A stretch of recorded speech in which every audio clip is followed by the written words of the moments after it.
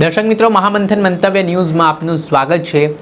આણંદ જિલ્લાના વાસદમાં બાળકીનું અપહરણ કરી તેની હત્યા કરનાર આરોપીને પોલીસે ઠાર કર્યો છે, તેનું એન્કાઉન્ટર કર્યું છે।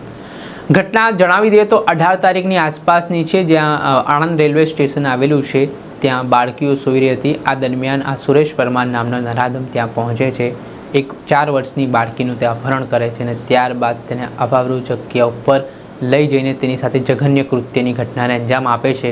એટલું જ નહીં, બાળકીની હત્યા કરીને તે બાળકીના મૃતદેહને રેલવે ફાટક પર ફેંકીને ફરાર થઈ જાય છે। આ ઘટનાને લઈને રેલવે વિભાગને જાણકારી મળતા રેલવે વિભાગે સ્થાનિક પોલીસને જાણ કરીને પોલીસ તપાસમાં જોડાઈ, જેમાં human intelligence, technical analysis, CCTV ફૂટેજના આધારે ગંભીરતાપૂર્વક તપાસ આદરવામાં આવી। ત્યારે તપાસ આદરતા દરમિયાન સુરેશ પરમાર નામનો જે વ્યક્તિ છે તે શંકાસ્પદ જોવા મળ્યો। સીસીટીવી ફૂટેજ તેના સામે આવ્યા અને તે બાદ આણંદ પોલીસે લોકેશનના આધારે તેની ધરપકડ કરી અને ધરપકડ કરીને જ્યારે આણંદ જિલ્લાના વાસદ પોલીસ સ્ટેશનમાં આરોપી સુરેશ પરમારને લાવવામાં આવી રહ્યો હતો, દરમિયાન તે રસ્તામાં ઉલટીનું બહાનું કરે છે, ગાડીમાંથી ઉતરે છે, ત્યાં પોલીસ કર્મચારીઓ પણ તેની સાથે જાપ્તામાં હોય છે અને અચાનક તે છરી કાઢે છે અને છરી વડે પોલીસ કર્મચારીઓ પર જીવલેણ હુમલો કરવાનો પ્રયાસ કરે છે। ત્યાર પછી એટલું જ નહીં, તે ભાગવાનો પણ પ્રયાસ કરે છે, ત્યારે પોલીસ તેને અટકાવે છે તો અટકતો નથી ને ત્યાર પછી એક પોલીસ અધિકારી છે તે પોતાની પાસે રહેલી રિવોલ્વર કાઢે છે અને તેને ફાયરિંગ કરે છે અને આ ઘટનામાં ફાયરિંગમાં તેનું મોત નીપજ્યું છે। આ ઘટના બાદ પોલીસ દોડતી થઈ છે। આ મામલે શું કહી રહ્યા છે એસપી, તેમને સાંભળો। ત્યાં આણંદમાં જે વાસદ રેલવે સ્ટેશન આવેલું છે, આ રેલવે પ્લેટફોર્મના જે ટિકિટ વિન્ડો છે એના સામે 2 બાળકીઓ સૂતા હતા।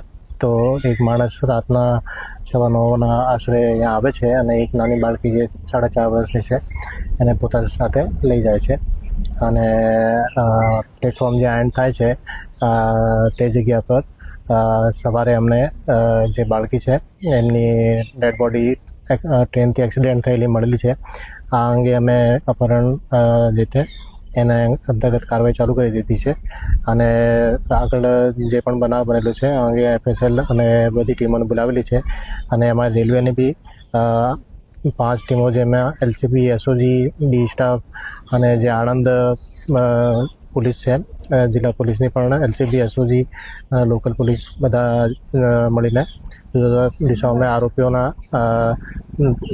વહેલી તકે ધરપકડ કરવા માટે અમે લોકો પ્રયાસ કરી રહ્યા છે। આરોપીઓના બધા ફૂટેજ અમને મળી ગયા છે અને આમાં બહુ જલ્દ અમે લોકોએ કાર્યવાહી કરવાની છે।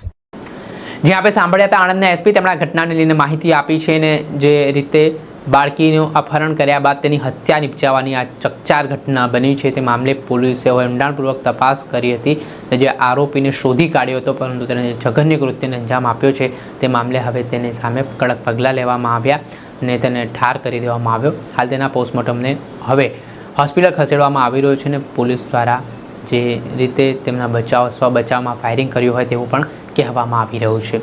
આ ઘટનાને લઈને હવે પોલીસે અલગ અલગ કલમ હેઠળ ગુનો પણ નોંધ્યો છે। ત્યારે જોવાનું રહ્યું કે જે આ પ્રકારના કૃત્યને અંજામ આપનાર અસામાજિક તત્વો છે, આ જઘન્ય કૃત્ય કરનાર વિકૃત માનસિકતા ધરાવનાર લોકો છે, તેમની ક્યારે શાન ઠેકાણે આવે છે।